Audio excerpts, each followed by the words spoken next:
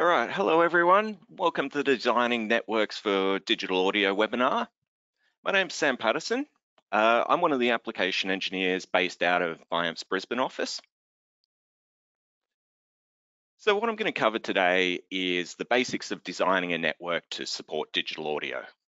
Now, this is intended for those about to make the move to a digital solution, and even those people who are familiar with them, just to recap what's important in creating something stable. So there's a high chance these days that you could be asked to provide the network as part of your audio solution, or the customer may have their own network and want to know if that's going to work. So there's some of the questions I'll try to be answering today. So first off, we're going to look at the networked audio protocols. There's three industry standard protocols, CobraNet, Dante, and audio video bridging, or AVB. Then we're going to move on to the fundamentals of network infrastructure. So we'll take a look at some switches, latency, and then we're going to have a look at some network topologies. So then we're going to pause for a Q&A in the middle, and then we're going to get on to a bit more about each protocol. So I guess for the troubleshooting section, we're not going to touch on specific problems, but we will cover some tools we have available when things aren't playing nice.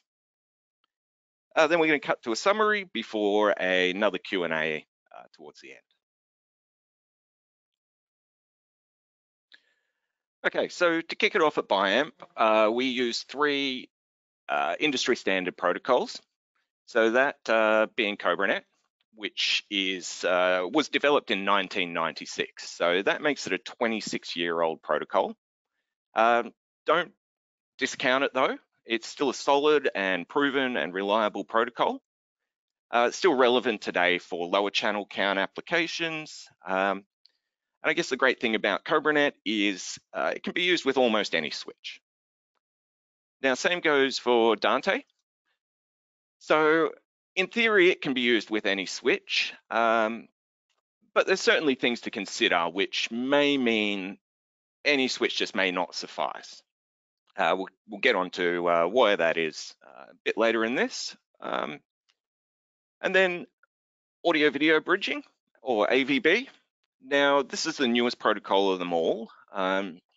It does require a switch with specific protocol support. Now, but it does allow the highest channel count of all these protocols. So we'll get into that a bit later. Okay, so let's talk about the network infrastructure these protocols work on, and we need to implement them. So on the most basic level, we use switches to connect our devices. So that can be PCs or our audio devices. Switches are going to be the mechanism for our device-to-device communications. Now, to a newcomer, switch selection may be a bit of a daunting process. So there's thousands of them out there. And a $100 switch can look very similar to a $1,000 switch. So which one do you need? Which one's right when physically they appear the same? They could have the same port count, even sport the same bandwidth. So what's the difference between these switches? And for those thinking it, it's not just $900, but to someone new, that is probably how it appears. So the difference being is the underlying features that you don't see, that you're going to get with the more expensive switches. Now, you're probably wondering, what are those features then? So to break it down, there's two types of switches: managed switches and unmanaged switches. So for your managed switch, it's called this because it has a features a configuration interface that you can use to custom the settings and tailor how it operates under certain conditions. So typically you'd see this as a web browser or a command line interface. And once logged in, you can tailor things such as support for the different protocols, how they operate, maybe security functions, packet management, maybe error reporting. So there are a couple of the common ones, but there's many others, but it does depend on the switch manufacturer and even down to the switch model. So with an unmanaged switch that doesn't have this configuration interface, without the ability to modify settings, it's going to be very much a case of plug in your device and just hope for audio at the other end. Now, if you find there isn't any audio, or you're getting audio artifacting, due to the fixed configuration, the only solution is going to be replace that switch. So hence the reason unmanaged switches are going to be the cheaper of the two, and why you should just get the managed version straight up and avoid all these problems that you could have with an unmanaged switch.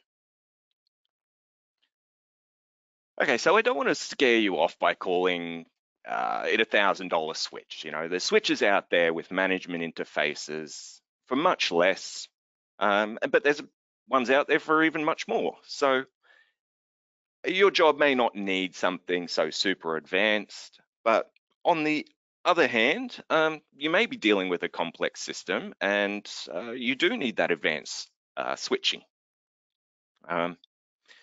But for most jobs, you won't need the most expensive switch, but what I'm trying to communicate is that it's imperative that you at least avoid the cheapest. And we want to stick to known manufacturers. So while we're talking about switches, one more point I want to raise is the throughput of a switch. So throughput is the speed at which the packets are processed. So from the time they're received, they go through the switch configurations, they're modified, whatever needs to happen, until the time they're transmitted again. So that's all known as the switch's throughput. So why is this important? So for audio synchronization, it's going to be important that our packets arrive at our endpoints within an allocated time frame. So to our protocols, this is known as latency. So I guess depending on the protocol, the maximum allowable latency may only be a few milliseconds, and sometimes it's even down to microseconds. Now, when it's longer than the allowed latency, meaning it's exceeded that time, audio packets are going to be deemed no longer relevant, and they're simply going to be discarded. Now, I guess in the real world, how you'll see this occurring is you'll get artifacting and audible interruptions, things like dropouts and stutter, digitized sounds, pops, clicks, hums, that sort of thing. Possibly even no audio at all. So switches aren't inherently configured to process audio. So if you come across these audible issues, it might mean that you've got to log on to the management interface, tweak some settings, but you may also have to physically look at the network design itself in case that is what's causing these issues. So let's talk about that first. Okay, so say we look at our network and there's a long path between our transmitter to the receiver. So we're not sure if we're going to exceed our latency. So what can we do about this? Now, there's times we can extend the latency in the device's properties, but say we're just taking the example of we're at that maximum latency already, then we would have to turn to the network itself. So what I'm showing you here in this slide is we have 6 switches. To say the same thing more correctly though, there's 7 network hops. So why we're going to work in hops is electrical signals on the Ethernet cables also have latency. Now this is going to be quite minimal, but when you're talking microseconds for some of these protocols, it might be something you want to factor in. Now, in this example, 7 hops is still within our desired latency. So in this case, we're going to be good to receive unartifacted audio. Now, let's say we need a receiver 8 or more hops away. So that's going to be an additional switch and the latency of an additional cable. that's going to exceed our latency window. So what can we do to address this? Well, simply we just add a shorter path there. So now we've reduced the 8 hops to 5 and created a more direct path for our audio. So that's going to bring that latency window in. It's not going to have to go through all those switches, or the hops 2 to 5. So that's going to help with our latency and keep it down and within reasonable. So this is how network design comes into play, and not just the switches we use. And it's also why you might come across something that looks similar to these. So these topologies might look like a mess, but they're purposely done this way. So these might seem like complex topologies, but they're there to minimize this latency and also provide redundancy in the communication paths. So this applies to data, but also our audio traffic. I guess to a switch, after all, networked audio is just a flavor of data. The switch doesn't know the difference. So in these networks, they all have 6 devices. Now, using the line network example again, so if devices at each end wish to communicate, they've got 5 hops to pass through. Now, compare that to the star network or the fully connected network. So these have the same number of devices, 6 devices, but because of the multiple paths, a transmitting device only has 1 or 2 hops to get to its receiver. So now this applies to the mesh and network and the other networks there as well. But in the fully connected or the mesh network, these ones have redundant data paths that if one connection breaks, the data can still flow through other connections. So this provides resiliency for our network. Okay, so CobraNet we'll start off with. Now, CobraNet is a super simple protocol. Being that it's been almost 26 years since its release, the throughput of modern infrastructure has advanced tenfold. This means the protocol has the CobraNet has the greatest chance of just working on any modern switch. You might not even have to adjust any settings. So, and especially that is true if it's an isolated network, so an isolated CobraNet network with just CobraNet traffic.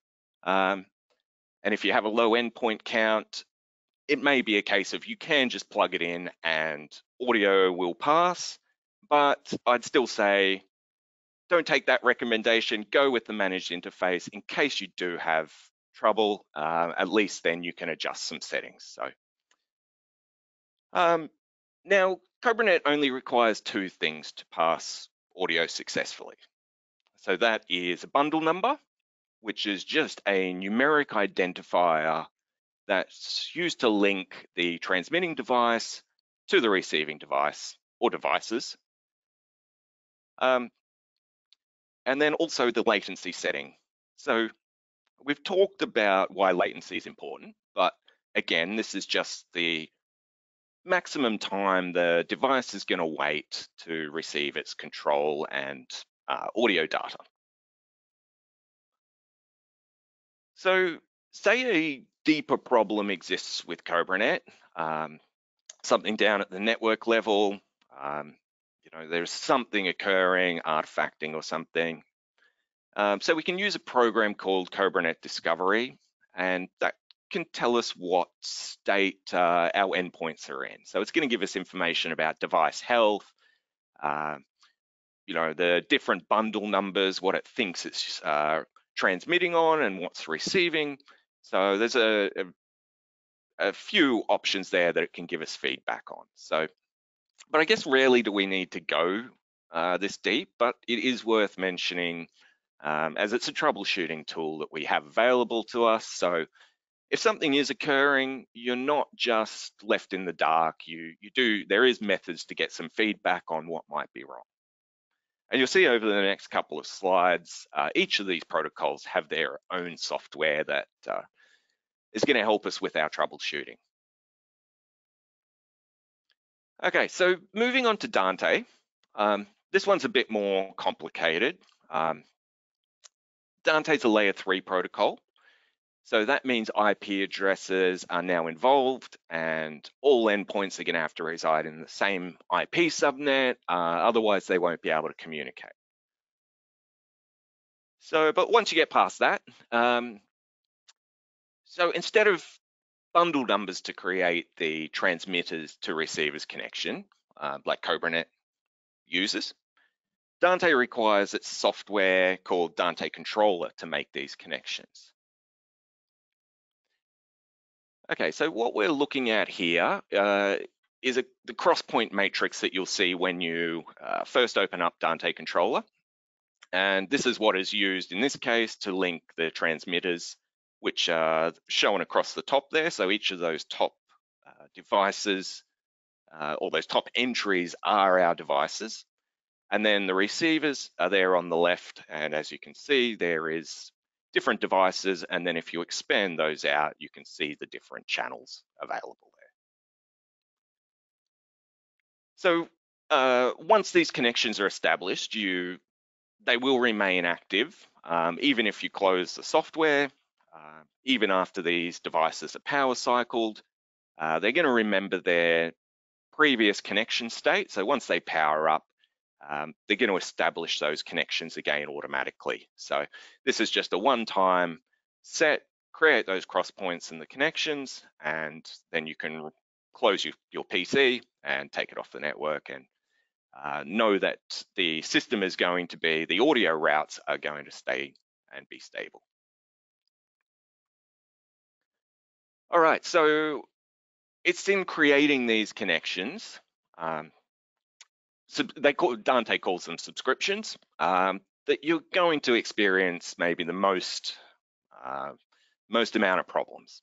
So luckily though for us, Dante has pretty comprehensive diagnostics. Probably the most helpful out of any of the protocols. So information about like connection states, latency, audio transmission states, all that information is available through the software, not just that routing matrix. Okay, so talking about the connection states, for example, Dante Controller defines what these are in their user manuals. So say we're getting a subscription error. I guess the first port of call would be just hovering the mouse over that subscription. You can see there's some good ones there indicated by the green check marks, but there is also some troublesome ones indicated by the red cross there. So just by hovering our mouse over, we can see this one has a subscription status of incorrect channel format. So that might be, a stereo transmitter trying to transmit to a mono receiver, or maybe the sample rates don't match, just something like that. So then we can dig down further and find out what that is. Okay, so in the case of a successful subscription, you can drill down by going into the device's properties, and you can see if signal's being received, shown by the sound icons there. And additionally, you can check that on the transmitting end as well. Now, some Dante devices are only going to be receiving or only transmitting, say like a microphone. So you might not see feedback on those, but it is a way to check what's happening in the system there, where it thinks audio is being routed. So this is going to be very helpful, as it's not the first time I've seen a subscription routed incorrectly. It's okay though, so it's a simple fix of just adjusting the route to the correct cross point, but this is where, that's something to check first, and this is where you would check for that. Okay, so then there's latency. There's a section there, a tab for latency, which shows you latency on a per device basis. Now it's interesting to be able to show you this latency in a visual form. So here we can see our device, stage box 2, has a 1 millisecond latency. The average network latency is 402 microseconds. The peak, which is the longest packet, has taken 645 microseconds. And where it says late there, with the value of 0, what it's talking about is the number of packets that have currently exceeded that 1 millisecond latency. So being that it's 0, this network is probably operating and sounding as it should. So yeah, green means good. So now if Dante shows a successful subscription, but you are hearing artifacting, this is going to be likely an issue with the latency, which you will see on the graph. Here you can see that the setting is 1 millisecond and the peak has been 18 milliseconds for that packet to arrive, or 52,981 of them to arrive. So for latency issues, as you know, we can just add another network path there, a shorter one. But there's also some other adjustments we can do and is recommended by Dante, which is configure some packet prioritization. So what could be happening is audio traffic is just being mixed with all other traffic. So that could be data traffic, video traffic, whatever the traffic is. But that's going to be enough to choke the switch and make our audio packets late. So the switch is just going to be trying to prioritize all the other traffic with no discretion. So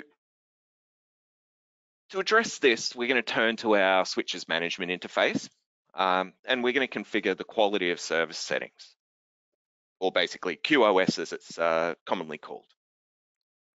Now what QoS does is prioritize, or we can configure it to prioritize audio packets into the highest priority queue, which means that the audio is going to be processed first. Now, why we can get away with this is it doesn't matter if someone's surfing the web, it takes their web page a second longer to load, but it does matter if every second word is being lost or garbled over the audio system. So that's why it's important, and it's especially important on combined Dante and data networks. So that's something to remember with Dante is it does require QoS to be set up. It's well documented the values that you need to use, but that's why I was saying Dante can possibly be used with any switch, but you want one with the management interfaces under most scenarios so you can set up this QoS setting. Okay, so audio video bridging. AVB, like Dante, may use external software to make the transmitter to receiver connections. So why I say may is within a Tessera ecosystem, Tessera is going to manage all the audio routing and these connections for you. So you don't have to think about them. You just draw your connections between your DSP blocks, and the compiler will automatically work out what's the best way of achieving that solution and getting the audio to where it needs to be. Now, if you have other AVB devices from other manufacturers, or if you're using other manufacturers' systems with AVB, you're going to need a program that's like Dante Controller, And for AVB, the common software is Dante AVB Manager or Hive AVB Controller. Okay, so comparing Dante to AVB, the software at least, you can see both look very similar. It's almost the same layout when it comes to the signal routing matrix. Talkers, the transmitters in AVB, as AVB calls them. And you've got your listeners, which are the receivers along the top there.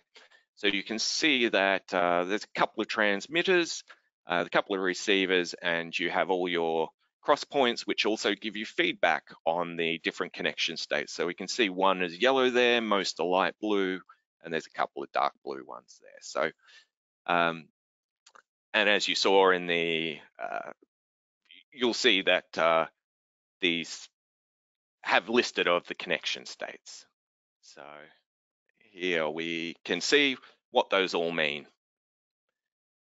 Okay, so I guess like Dante, most problems with AVB are going to come down to the network.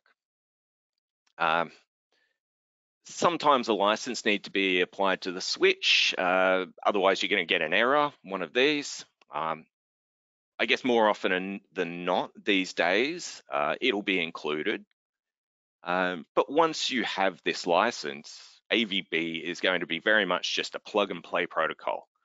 So it's just going to work. There's underlying mechanisms that segment and prioritize data traffic away from other network traffic. So with AVB, you're not going to have to worry about things like QoS settings, things like that. There might be other stuff you need to adjust, but that being that the traffic is segmented off automatically, that's certainly going to be a good thing. Okay, so another common issue, I guess, with AVB is clocking. So what clocking is it is a mechanism that synchronizes all endpoints on the network to a common time. So I haven't and I won't go into clocking as it's a topic in itself, and majority of the time won't be a problem, but just be aware that there's clocking mechanisms for each of these protocols that allows them to be time synchronized. So the way the endpoints are aware of this common time is this clocking mechanism, and that's how they know how long their network path is. So why is that important? Well, that's the way they can calculate whether the packets they're receiving are within their latency and whether they're still relevant or not.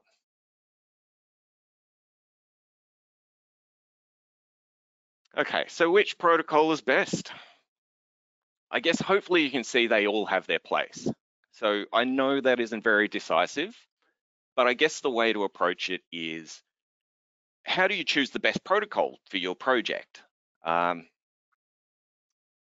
guess the way to approach it is to look at what other endpoints are necessary for your system. So maybe those devices only come in AVB, maybe they only come in Dante or CobraNet.